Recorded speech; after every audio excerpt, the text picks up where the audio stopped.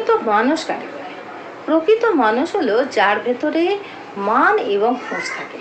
মান হচ্ছে কাকে বলা হয়? যে নিজের আত্মসম্মান, মানে আমার কতটা, আমার নিজের সম্মান, সেই সম্মানকে রক্ষা করা এবং কাউকে অসম্মান না করা, এটা হলো মান।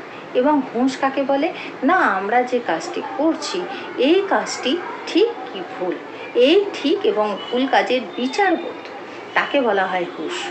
আর একটা জিনিস ভগবান আমাদেরকে দিয়ে পাঠিয়েছেন, সেটি হচ্ছে মনুষ্যত্ব। মনুষ্যত্ব কাকে বলছে? না আমাদের কারোর দুঃখে আমরা ব্যথিত হব, কারোর আনন্দে আমরা খুশি অনুভব করব। এবং যে মানুষের কষ্টে নিজে ব্যথা পায় সে হচ্ছে প্রকৃত মানুষ, তার ভেতরে মনুষ্যত্ব বোধ আছে। কাউকে কোনোভাবে আঘাত করব না, কাউকে অসম্মান করব না। আমি যদি কাউকে অসম্মান না করি, কেউ আমাকে অসম্মান করবে না। এই হচ্ছে মনুষ্যত্ব।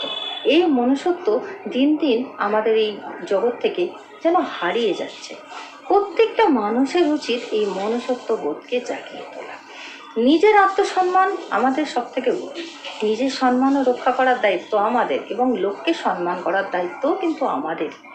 তো সুতরাং কাউকে অসম্মান করব না এবং কেউ আমাদেরকে অসম্মান করবে না, এইটা এক নম্বর। আর 2 নম্বর কথা হচ্ছে যে আমাদের মধ্যে হুঁশ থাকবে, কোন কাজটা আমরা করছি সেটা কি ঠিক। যদি আমাদের এই ঠিক এবং ভুল কাজের হুঁশ থাকে তাহলে মানুষ কিন্তু অন্যায় কাজ করবে না।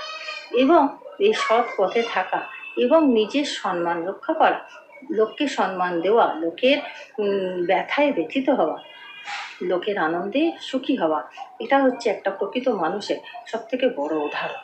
প্রত্যেকটি মানুষ কিন্তু এই গুণে ভগবান দিয়ে পাঠায়, কিন্তু আজকাল এই জিনিসগুলো খুব একটা দেখতে পাওয়া যায় না।